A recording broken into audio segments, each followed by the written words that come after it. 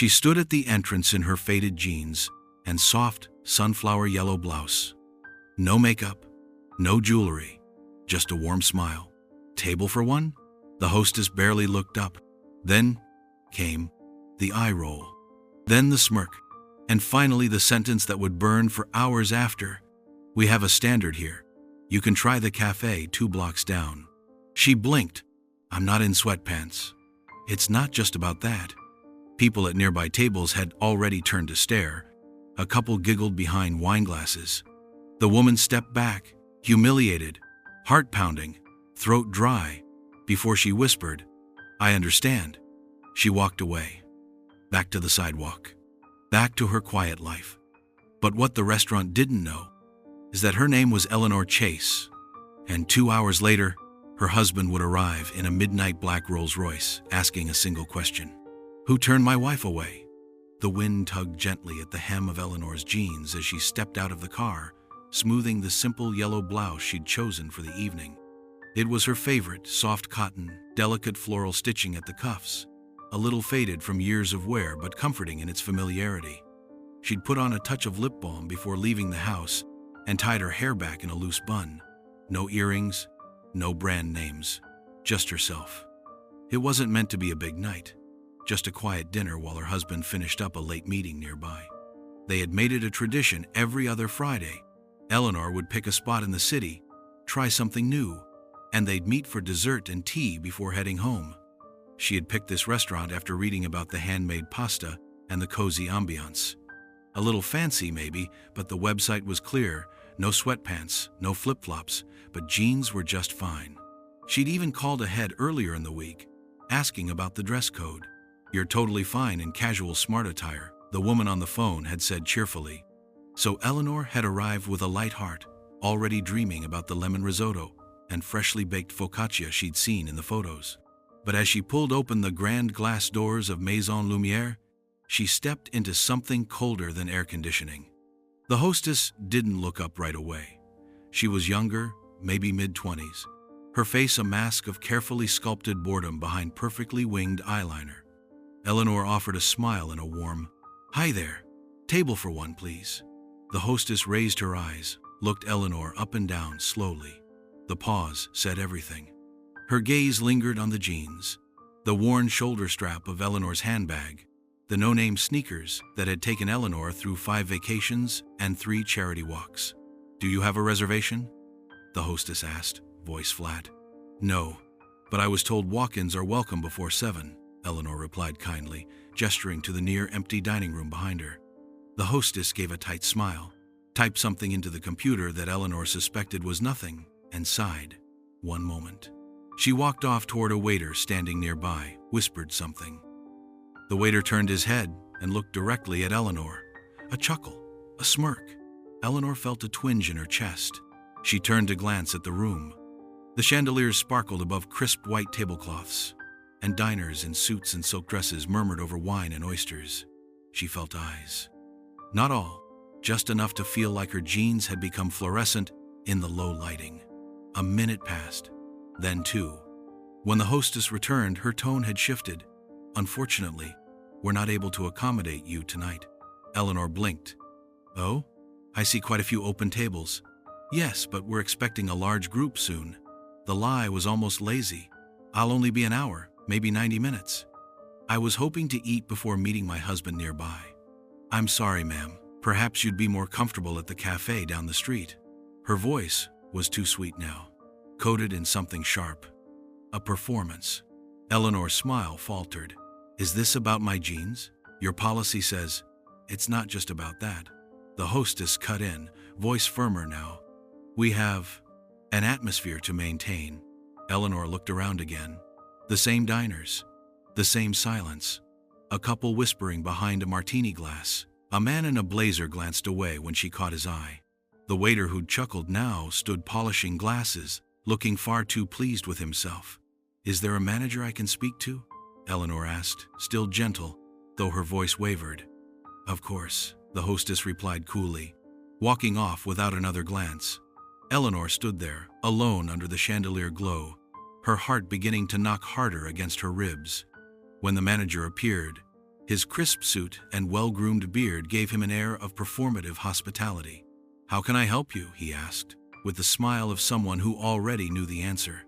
"I was hoping to dine here tonight," Eleanor said, trying to keep her voice steady. "But I'm being turned away, even though I meet the dress code." He gave a practiced chuckle. "We do technically allow jeans, yes. But we also reserve the right to deny service to maintain a certain clientele. We're trying to foster a refined atmosphere." His eyes slid over her outfit. "We find that our guests appreciate a particular standard." Eleanor felt heat rising to her cheeks, not from anger, but from humiliation. "I see," she whispered. "Thank you for clarifying." She turned before her voice could break. She didn't owe them tears. She didn't owe them anything. As she walked out, someone behind her let out a quiet laugh. She wasn't sure if it was meant for her, but it didn't matter. It found its mark. Outside, the evening air wrapped around her, warmer than the icy tone of that restaurant. The sun had dipped behind the skyline, casting long shadows down the avenue. She stood still for a moment on the sidewalk, trying to collect herself. Cars rolled past. Laughter from a nearby patio drifted through the air. She thought about calling Daniel. Her husband would have dropped everything to meet her, to stand beside her, but she didn't want to disturb his meeting. He was pitching a new initiative to fund women-led startups, a passion project he had thrown himself into, inspired by Eleanor's own journey. She looked down at her jeans, the blouse she'd worn a dozen times before. She knew who she was. This outfit had sat on the floor beside her during late-night coding sessions. It had held her through miscarriages and morning coffees. It had brushed against Daniel's knee as they sat on park benches, dreaming about a life they were still building. She could have worn designer. She had a closet full of clothes gifted to her by brands hoping she'd show up at galas. But Eleanor didn't do show. She didn't need to. And yet, standing outside that glowing glass door, refused for not playing their game, she felt small. Not because she wasn't enough, but because they wanted her to feel that way. She began walking, slowly at first, then with more purpose. She didn't want to call a car. She needed the time. The rhythm of her footsteps on the sidewalk matched her thoughts. Steady, pained, unresolved. She passed boutiques with glittering windows, bars with velvet ropes, and strangers in clothes that cost more than her entire outfit. She didn't resent them. She never had. Eleanor had once scrubbed hotel bathrooms in college. She'd handed out samples at grocery stores, worked 2 cashier jobs, while supporting Daniel's first startup. They had known struggle, and that was why she never judged others for appearances. But that restaurant had judged her, reduced her to a pair of jeans and a name not on their VIP list. The worst part wasn't the rejection. It was the condescension, the polite cruelty, the kind that smiles while it wounds. She crossed the street and paused at a bakery window. Inside, 2 teenage girls giggled over a shared cupcake. The sight brought a soft ache to Eleanor's chest. Not sadness, but a longing for innocence. The kind of night where your biggest worry was if someone liked your shoes. By the time she reached her block, the sky had turned navy. Streetlights flickered on. Her apartment was quiet, warm. She hung up her blouse and changed into a sweatshirt. The kettle whistled, and she poured herself a cup of chamomile. She sat by the window, watching the street below, trying to let the evening fade. But the words still echoed. "We like to maintain a certain atmosphere." She sipped slowly, trying not to let it turn into bitterness. But it stung. Because no matter how far she and Daniel had come, the world still clung to shallow markers of worth. And tonight, they had seen her, really seen her, and decided she didn't belong. And yet, she hadn't yelled. She hadn't fought. She hadn't begged. She had walked away with dignity. But something deep inside her, something small and fierce, whispered that the story wasn't over. Not tonight. Steam curled lazily from the spout of the kettle as Eleanor poured herself another cup of tea, her hands still slightly trembling from the sting of what had unfolded only an hour earlier. The soft glow of the kitchen light pooled across the countertops, warming the cool marble and bathing the room in a golden hue, but she felt none of its comfort. She sat at the small wooden table by the window, fingers cradling the mug, eyes staring blankly at the street below. Her reflection hovered in the glass, not broken, not angry, just quiet. The kind of quiet that follows a wound still fresh. The kind of quiet that doesn't scream or cry but sits heavily in the chest like a stone.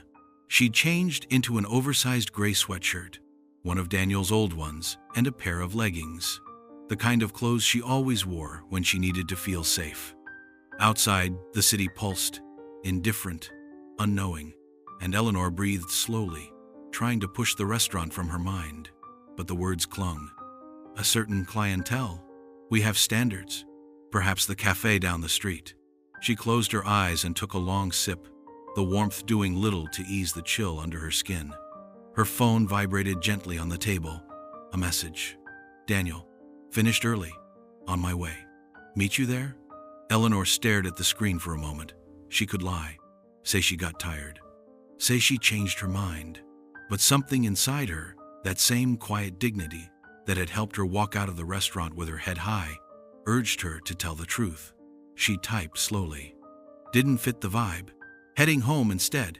It took him less than a minute to call. She answered and pressed the phone to her ear. What do you mean, you didn't fit the vibe?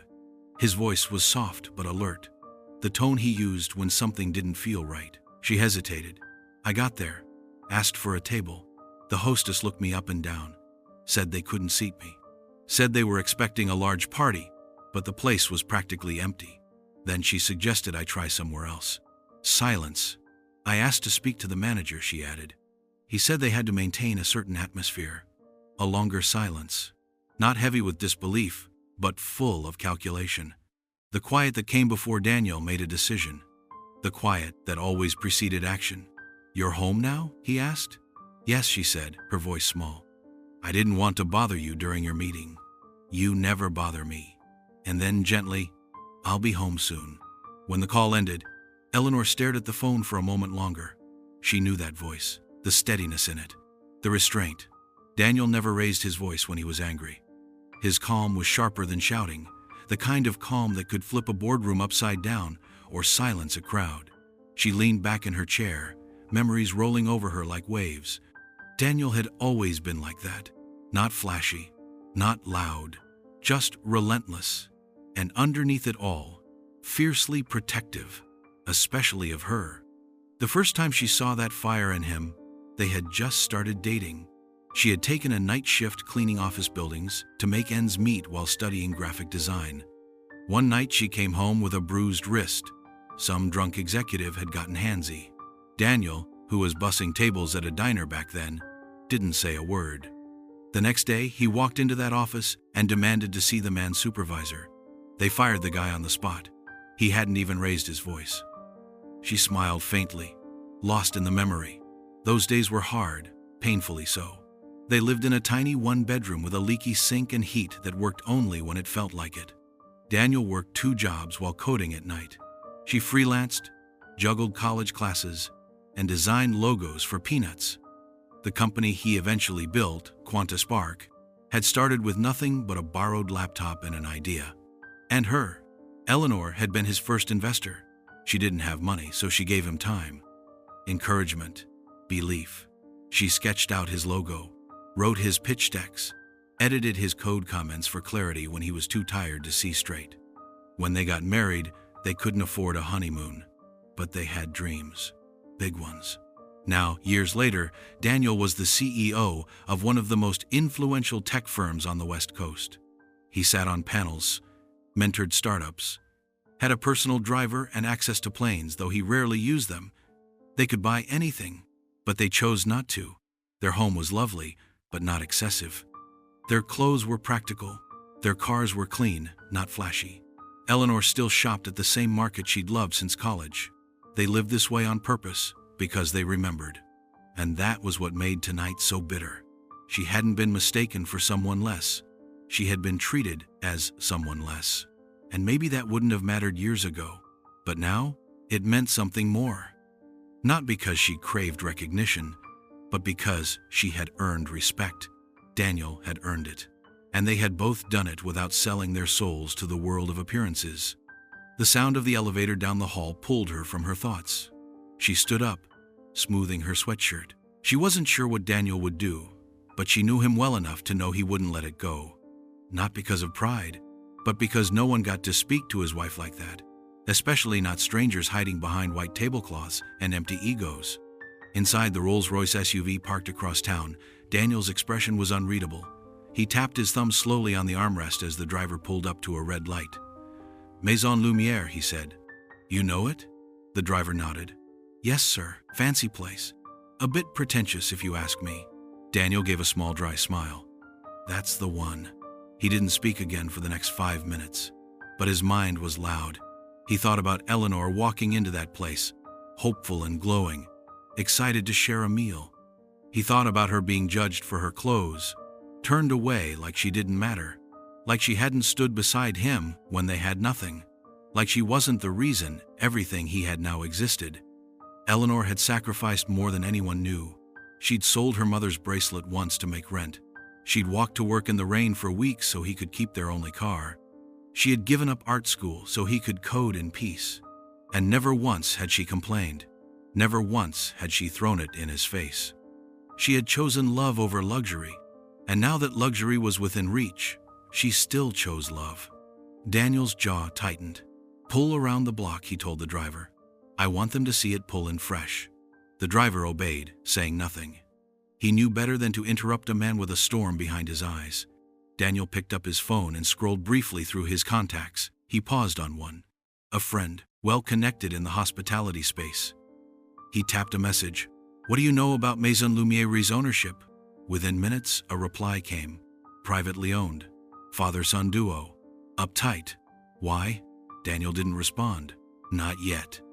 He looked out the window, at the glittering skyline, and let the silence settle into something final. Eleanor hadn't asked for justice. She never did. She didn't want revenge or drama or attention. But what she deserved, always, was respect. And Daniel had built an empire on knowing exactly when to speak softly and when to roar. As the rolls turned onto the block again, the restaurant's entrance came into view, glowing like a beacon of false refinement. Daniel adjusted the cuff of his shirt, nodded once to his driver, and exhaled slowly. The storm was ready. The street outside Maison Lumiere was quiet, almost reverent, as the midnight black Rolls-Royce Cullinan pulled up to the curb. Its glossy frame caught the amber reflection of the street lamps, and its humming purr was as smooth and subtle as the man inside. Heads turned, not just from the restaurant's narrow outdoor patio, but from pedestrians, passers-by, valets, and drivers alike. The vehicle exuded presence, not flash, not noise, just gravity. It slid to a gentle stop in front of the grand glass doors, and before the driver could round the front to open it, the passenger side clicked open. Daniel Chase stepped out, tailored navy coat brushing his knees, the faint glint of a silver watch slipping from beneath his cuff. He didn't rush. He didn't need to. With every step, the air around the entrance changed. The two valet boys straightened their spines. The hostess, who had just moments earlier been laughing at something on her phone, froze as her eyes met his. Her smile faltered, then twisted into something rehearsed. Daniel didn't smile back. He didn't offer pleasantries. He simply stepped forward and looked past her toward the glowing, half-filled dining room. The hostess cleared her throat. Good evening, sir. Do you have a reservation? She asked, already adjusting the tablet in her hands. I do, Daniel replied, his voice calm, the kind of calm that unnerved. Under Chase. She tapped, eyes scanning quickly, lips parting. Ah, yes, I see it now. For two? Correct, he said, but I believe there's been a mistake. Her brows knit together, confused. Daniel didn't blink. My wife arrived earlier this evening. Same name. She was turned away. The words landed like a sudden drop in temperature. The hostess's mouth opened slightly, but nothing came out. From across the room, the manager, the same man who had dismissed Eleanor with veiled cruelty, caught sight of them and hurried over, his gait a little too quick, his smile already forming. Sir, good evening. I'm the manager here. What seems to be the issue? You already know, Daniel said, turning to face him. The manager's face paled by a shade. I apologize if there was any confusion earlier. Sometimes during busy hours, our hosts make judgment calls about availability. Judgment, Daniel interrupted, voice still low. That's the word you're looking for. The hostess shifted awkwardly. The manager forced a chuckle. Surely we can offer you a table now." "You can't," Daniel said, voice like steel wrapped in velvet. "But thank you." Behind him, a few guests had grown quiet, heads subtly tilted toward the entrance. At a nearby table, a couple paused their conversation. Even the waiters had slowed their pace. The energy had shifted completely. Daniel turned to the hostess again. His eyes flicked once to her name tag. "Olivia," he said gently, and she flinched ever so slightly. "You had a choice. I hope next time you'll make a better one." She opened her mouth to apologize, but Daniel had already turned.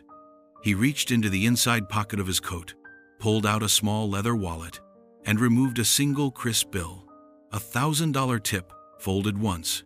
He placed it on the host stand, meeting Olivia's eyes. "This is for the lesson, not the service." Then, without another word, he turned and walked out, leaving a trail of silence behind him. Outside, the driver stepped forward, holding the door open without being asked. As Daniel slid back into the SUV, a few patrons followed him with their eyes through the window. There was no scene, no yelling, just the eerie, echoing weight of regret and realization spreading like wildfire across the room. The manager stood frozen in the foyer.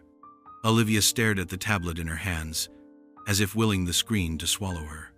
Somewhere in the corner of the room, a woman whispered, "Was that really him, Daniel Chase?" And her partner, almost breathless, replied, "That was his wife they turned away?" By the time the Rolls-Royce glided away into the night, the restaurant had been transformed. No announcement, no punishment, just shame thick in the air like cologne. The kind that lingers long after the source has vanished.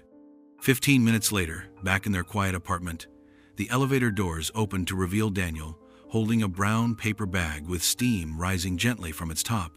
Eleanor, curled up on the couch in one of his old sweatshirts, looked up from her tea. Her eyes softened instantly. "You didn't have to," she whispered. He crossed the room without a word, set the bag on the coffee table, and sat beside her. He pulled her gently into his side and kissed the top of her head. "We eat with dignity," he said, voice hushed. "Not permission." She smiled into his chest. The food smelled heavenly, her favorite little Greek place around the corner. They had eaten there on their second date, splitting a plate of spanakopita because it was all they could afford. "You didn't cause a scene?" she asked, looking up. He smiled faintly. "Didn't need to." Later that night, Eleanor was brushing her teeth when her phone buzzed again. A friend had sent a link, a local blog post, then a tweet, then another. The headline read, "Billionaire's wife turned away from fancy restaurant for wearing jeans. Husband responds with grace and power." The accompanying photo was blurry, taken from someone across the street, but unmistakable. Daniel stepping out of the Rolls Royce in front of Maison Lumière. Eleanor stared at it, stunned. Within minutes, the story exploded. Comments flooded in. "How dare they treat someone like that? Good on Mr. Chase for keeping it classy. Olivia from Maison Lumière just fumbled the bag of a lifetime. This is why I hate pretentious places." By the next morning, the restaurant's Yelp rating had plummeted. Reviews poured in. They judged my husband for his accent. They seated influencers before elderly guests. They once turned away a veteran in uniform. Stories spilled out one by one, and suddenly, Maison Lumière found itself the centerpiece of a citywide reckoning about class, appearances, and cruelty disguised as elegance. The restaurant issued a public apology. Vague, hurried, insincere. Olivia's LinkedIn quietly disappeared. The manager's name trended for all the wrong reasons. The atmosphere they had once guarded so tightly crumbled beneath the weight of public scrutiny. But Eleanor? She stayed silent. She didn't comment, didn't post, didn't gloat. She and Daniel spent the weekend hiking their favorite trail upstate, their phones tucked away, hearts lighter than they'd felt in weeks. On Sunday night, as the sun dipped behind the trees and the sky turned a soft shade of gold, Daniel took her hand and said, "You know, I still remember the first time I saw you in that yellow blouse." She laughed. "You mean the one they judged me for?" "No," he said, pulling her closer. "The one that made me fall in love. Because dignity is not a dress code, and class is not a label. It's how you walk away when someone underestimates you, and how you return, not to seek revenge, but to remind them who you are.